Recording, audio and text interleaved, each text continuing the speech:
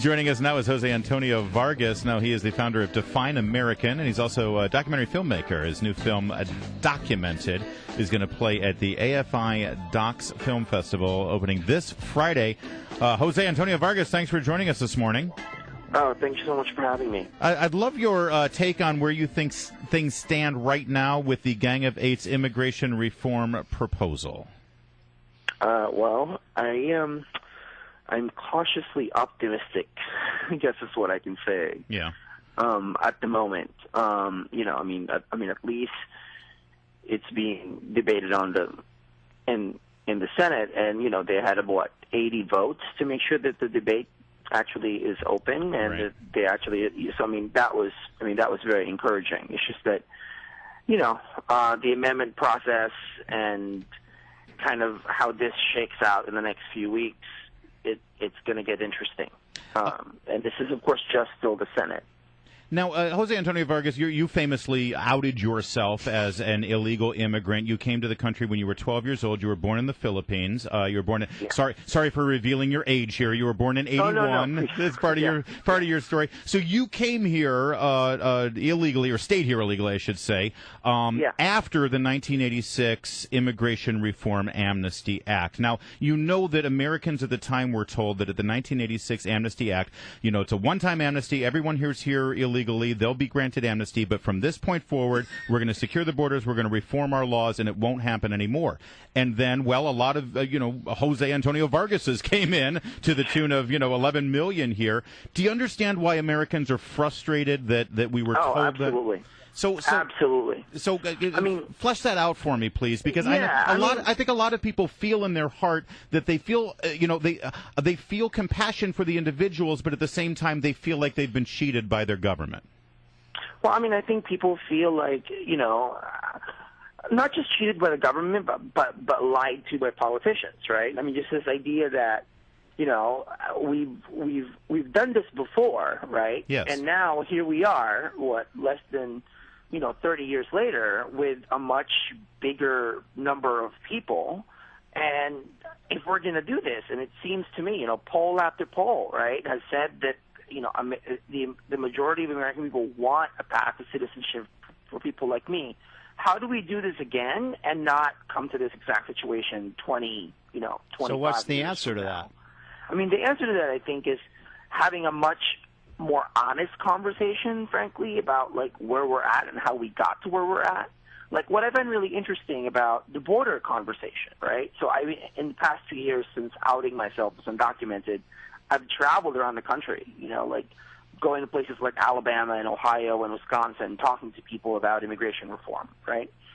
And mind you, by the way, so I'm Filipino, so I didn't cross the U.S.-Mexico border, right? Right. But there's this impression, and report after report has shown, right, that this is actually the lowest level, right, of people entering the U.S. border since Nixon was president, right? Mm-hmm. But there's this idea that every day thousands of people just cross the border and get to America and land in the emergency rooms and land in schools and land in Walmarts across America.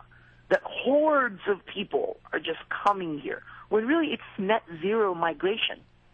All right. So I think that's a big misperception. So I am. This is Steve Moore talking, and I am. Look, I think immigrants, as we've been talking about on this show for the last couple of hours, are real contributors to the economy for the most part, and those who want to come here to work and make a better life for themselves, as you did and others. I'm for that. I think that the welfare issue is a big problem for a lot of Americans. But I want to pose a question to you, because you said you're cautiously optimistic about this legislation. I talk to a lot of people in the House, and they say the path to citizenship will not happen. They do not believe that there are enough votes in the United States House of Representatives for a path to a citizenship. Now, here, I want to propose something to you. What if the law basically provides a path to legalization? So these illegal immigrants can stay here legally, they can get a visa or green card, but not a path to citizenship. Is that something that you could live with, and the people that you talk to could live with? Well, and Steve, thank you for asking this, but let's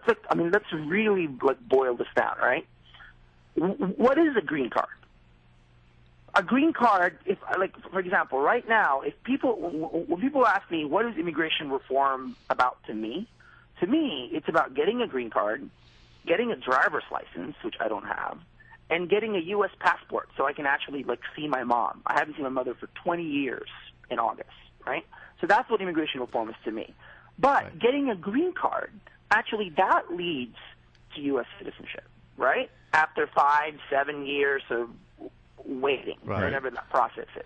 So a green card is a pathway to citizenship. Well, but a lot of people are saying they don't want that path to citizenship because they think it will reward. It rewards the people who broke the law versus the people. Right. I mean, listen, Jose Antonio Vargas, I have family members from the Philippines who wanted to come here around the same time you wanted to come here. Oh yeah. But they went through the legal process. It took a long time. Why should you get a leg up on them?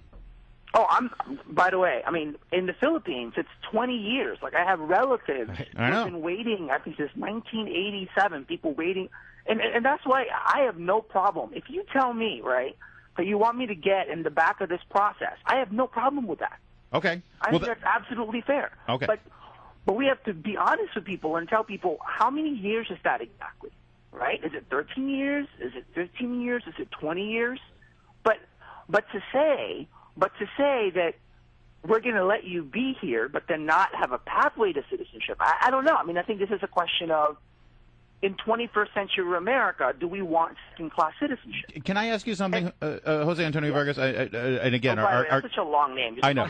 Well, thank you for being here again. And again, famously, you outed yourself as an illegal immigrant back when you were but at the time you were writing for the Washington Post, right? Actually, no. I had left. I mean, I'm not allowed to, as an undocumented person, I'm not allowed to be employed. So I actually left all my jobs. But that's my question. You did work here for quite some time. Illegal. How did you do that? I mean, how did you? Because you can't get a job without filling out an I-9 form. So how did you work here? What documentation did you have? Like a lot. So my grandfather. So this is kind of how this happened, and this is how it happens in a lot of households, right? So my grandfather got me here with fake documents. I didn't know that they were fake until I was 16 when I went to the DMV to apply for a driver's permit, right? Yeah. And then at that point, then I told my grandfather, if I'm already here, like, what are we going to do? I wanted to get a job at Subway sandwiches. That was my first job. So my grandfather actually bought me, like, a Social Security number. Right, but did that belong to like a deceased person, or did it belong to another? I have no idea. I have no idea who it belonged to. All I know is that I started using the number, right? So I've been paying Social Security since I was 18. Now, this is the biggest secret that the American public in general do not know about. People like me actually put Social Security. That's true. And that's true. Not only that, but IRS. And you're not going to get any benefits. You know that. I'm not going to get. I mean, well, no, I understand. But after reports have shown that we've actually paid billions into the system. True. Without, I hear you, Jose, but at the same time, you don't know whose Social Security number that is. It's possible that someone else is getting dinged for all of that income. Oh no, I mean, how do you know that? I mean, if anything, I'm actually the one who's been paying for somebody. Yeah, he's paying into the system. No, but this is the reality. This is the reality. This is why it's important that we know people come forward and we know. You know what? I'm sorry, but we're out of time. I would love to have you back to talk about this. This is the burning issue, and it's a very compelling. And you're a great guest. I'd love to have you in studio, in fact, to talk about it we at can some do that point. At some point. Please. Great. Yeah, Thank you so much. Jose Antonio Vargas, I'm so sorry, but